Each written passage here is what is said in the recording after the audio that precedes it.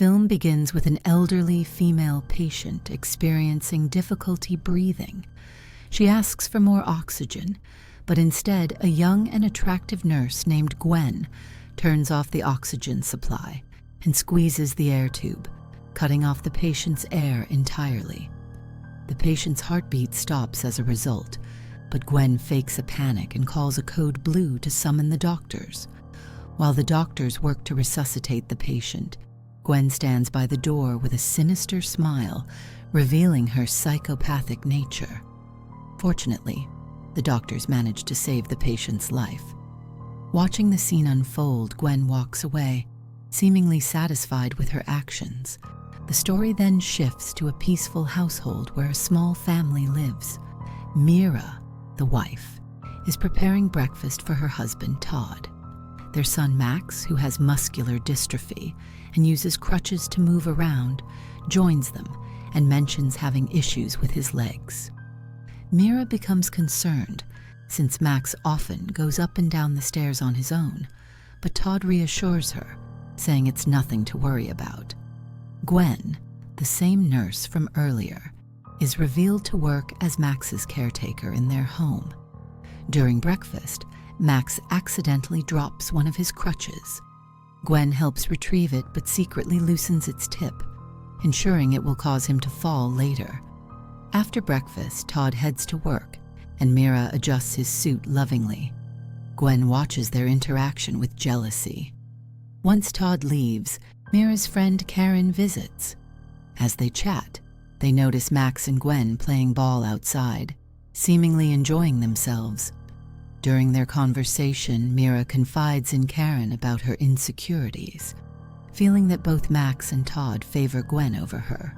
Unknown to them, Gwen overhears this. Karen suggests Mira look into hiring another nurse as a replacement, but Mira dismisses the idea, insisting Gwen takes good care of Max. Their conversation is interrupted by Max's scream as he falls. Mira rushes to him and blames Gwen for being careless, but Max defends her, saying the crutch broke unexpectedly while he was walking. Mira contacts Dr. Keller to examine Max and order a new crutch for him.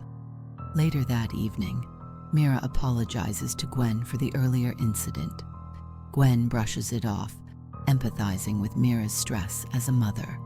To help Mira relax, Gwen offers her a specially prepared therapeutic tea, suggesting she rest. The next day, Mira joins a community for people affected by muscular dystrophy. She shares the story of Max, who was diagnosed earlier this year. Max first showed symptoms while climbing a slide. He slipped and fell backward onto the sand. The memory of the incident brings Mira to tears, especially since she witnessed Max's fall the previous day and was deeply shaken by it. When Mira returns home, she is surprised to find Gwen, who appears unexpectedly and offers her some tea.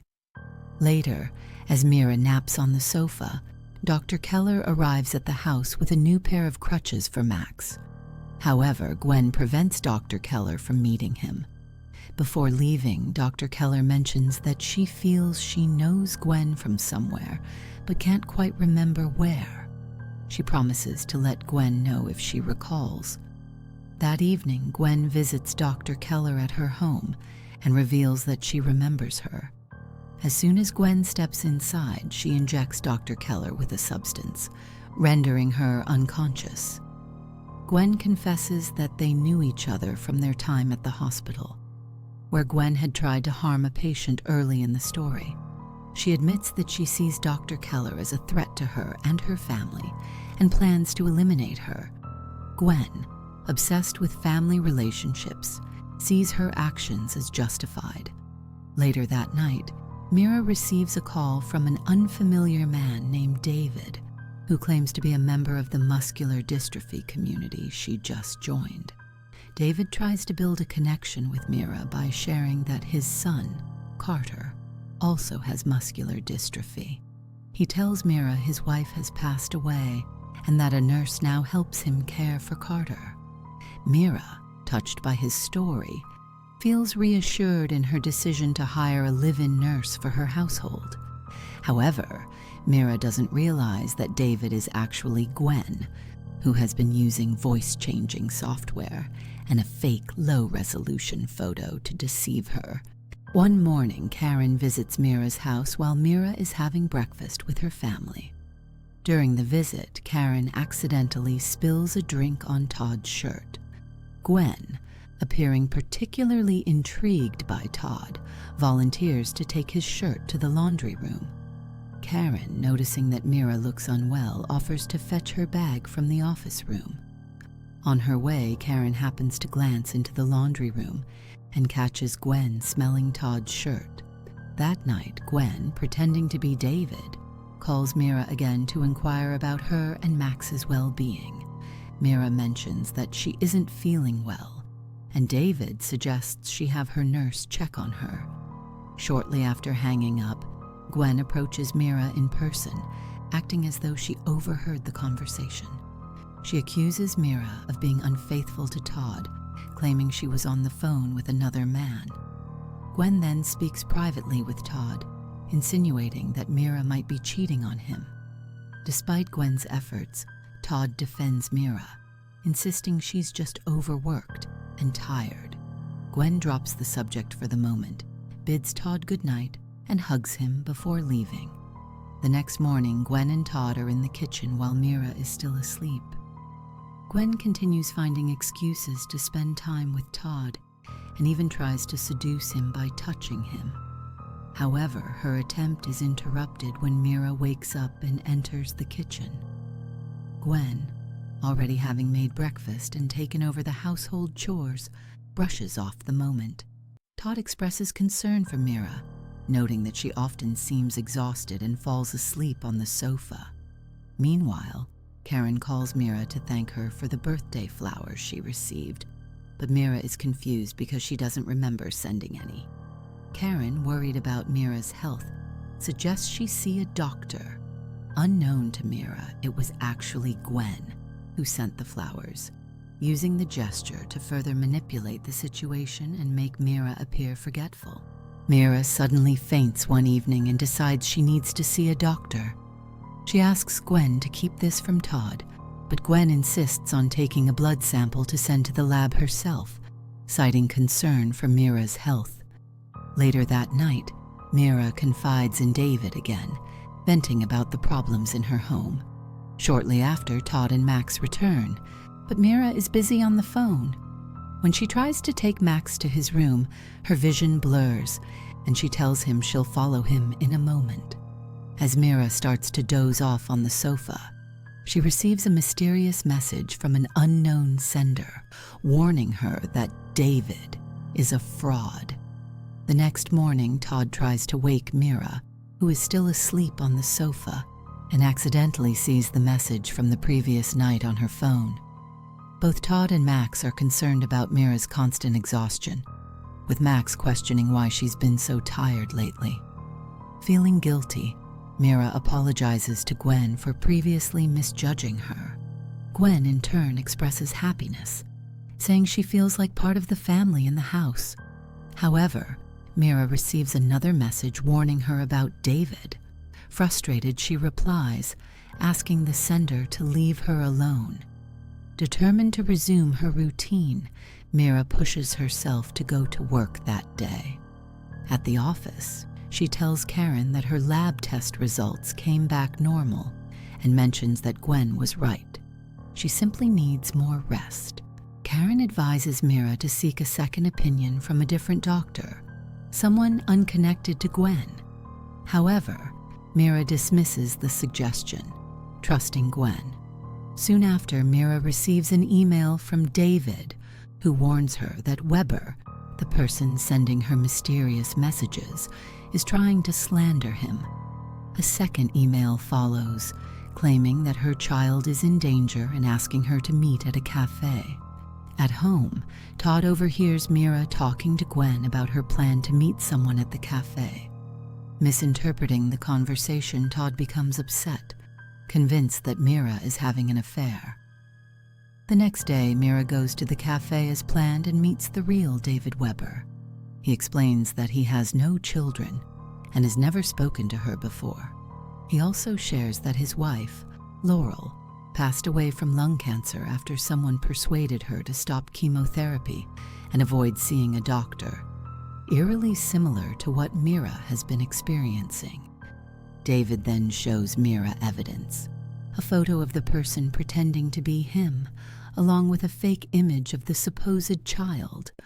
Although Mira is stunned by the revelations, she still doesn't suspect Gwen's involvement. Unbeknownst to her, Todd has followed Mira to the cafe and sees her hugging David. Meanwhile, back at the house, Karen visits Gwen, bringing Mira a new designer bag and intending to discuss the strange occurrences in the household. Karen confronts Gwen, revealing that she saw her smelling Todd's shirt. She warns Gwen to stop interfering with the family or face consequences. As Karen is about to leave, Gwen strikes her from behind, rendering her unconscious. Gwen then transports Karen to an unknown location, where she injects her with a substance before abandoning her in her car. Later, Mira is at home preparing dinner when she receives a text from Todd saying he'll be home late. Gwen returns with Max after his physical therapy session. While Mira is distracted, Gwen secretly takes a knife from the kitchen, claiming she needs to leave to meet an old friend. It turns out Gwen goes to David's house, revealing that they know each other. She had learned the location from Mira and was once the nurse for David's wife before her death. Gwen was the one who advised David's wife to stop her cancer treatment. At David's house, Gwen stabs him with the knife she took from Mira's kitchen and pours blood around his body to stage the scene. She then takes his bag and leaves. Later that night, Todd comes home drunk, frustrated by the growing tension with Mira. Gwen seizes the opportunity to get closer to him. She helps him to his room and attempts to seduce him, but Todd remains loyal to Mira, firmly telling Gwen to leave. The next morning, Gwen greets Todd and falsely claims that he was the one who flirted with her the night before. Meanwhile, Mira wakes up to a text message from David saying he couldn't sleep because his little guy couldn't sleep either. This phrase triggers a memory for Mira. Both David and Gwen have used the same nickname, little guy, when talking about a child. Suspicious, Mira pours out the water in the bottle Gwen had prepared for her and discovers traces of powdered medicine inside.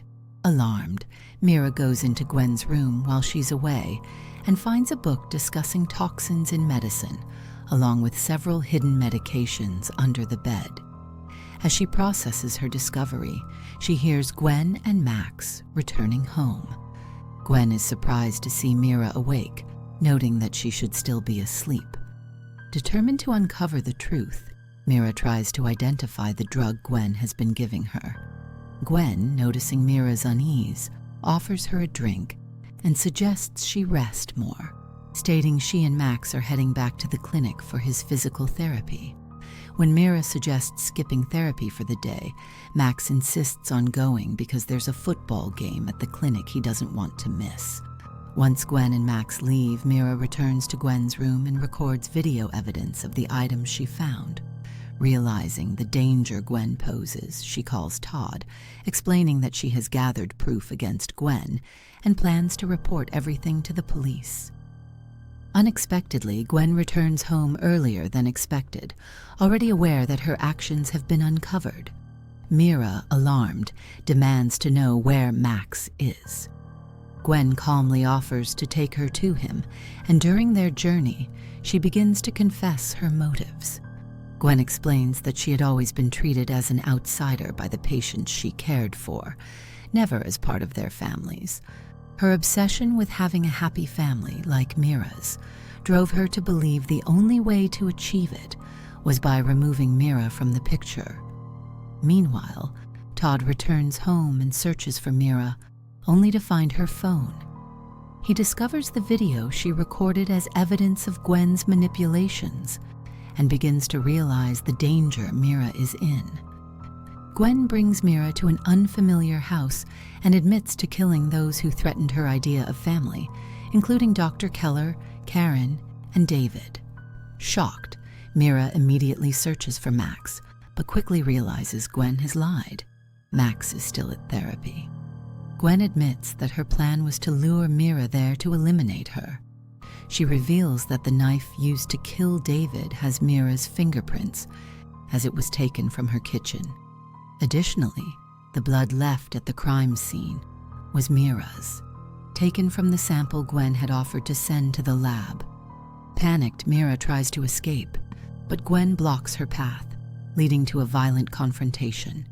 In the struggle, Mira manages to knock Gwen unconscious with a blow from a teapot. Taking the opportunity, she escapes the house and drives away, determined to reunite with her family. The film abruptly ends with Mira reuniting with Todd and Max, relieved to be together as a family again. However, the story leaves Gwen's fate unresolved, with no indication of what happens to her after the confrontation, leaving the audience with lingering questions about justice and closure.